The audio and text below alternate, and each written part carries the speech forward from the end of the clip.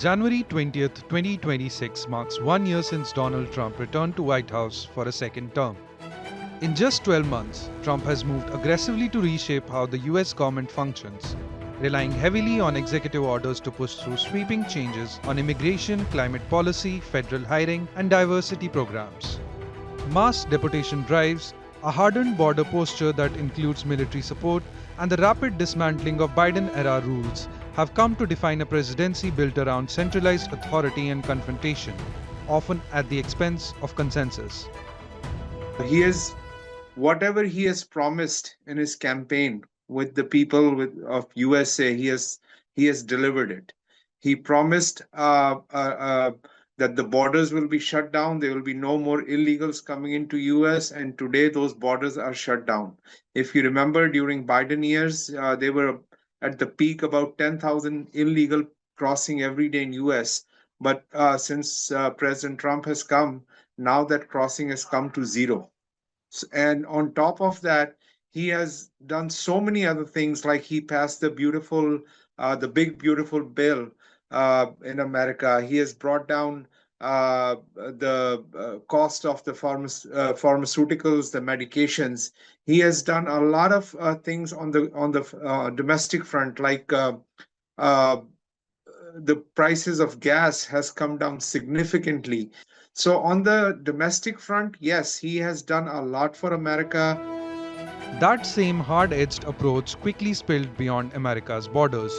Trade has become Trump's most potent global weapon, with a broad tariff regime replacing decades of free trade orthodoxy.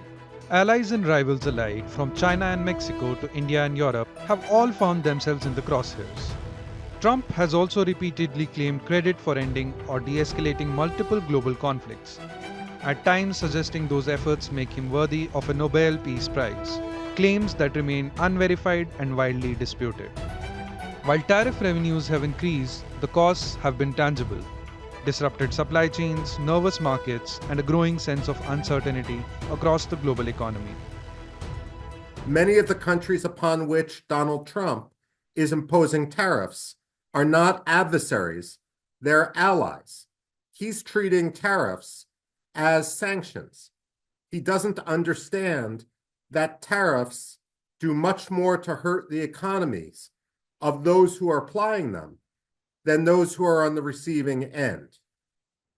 Every time countries rely on tariffs, they end up decimating their home industries, and I'm afraid the United States will not be an exception. On foreign policy, Trump's second term has leaned heavily towards pressure over persuasion. The past year has seen an escalation of US actions against adversaries, including heightened pressure on Venezuela, intensified sanctions and military strikes linked to Iran, and a forcible push to reshape negotiations around the war in Ukraine. Traditional diplomacy has often taken a backseat, replaced by deals backed by economic leverage or the threat of force, a style that has unsettled both opponents and longtime allies.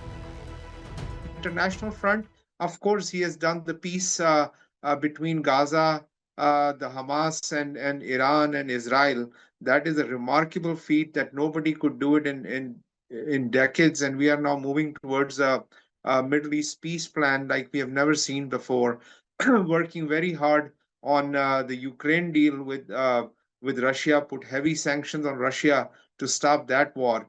On international front, people don't like his tariff, what he's doing with the rest of the world, but he is focused on America. He's the president of United States of America, not of European Union or any other country. At the same time, Washington has begun pulling back from the institutions that once anchored the post-war global order. The US has exited major climate and global health frameworks and moved to withdraw from dozens of international bodies, while openly questioning alliance commitments. From demanding more from NATO allies to floating controversial ideas like acquiring Greenland, Trump's second term has prioritized American dominance over multilateral cooperation. 1 year on, Trump 2.0 has not just changed Washington, it has unsettled the global balance.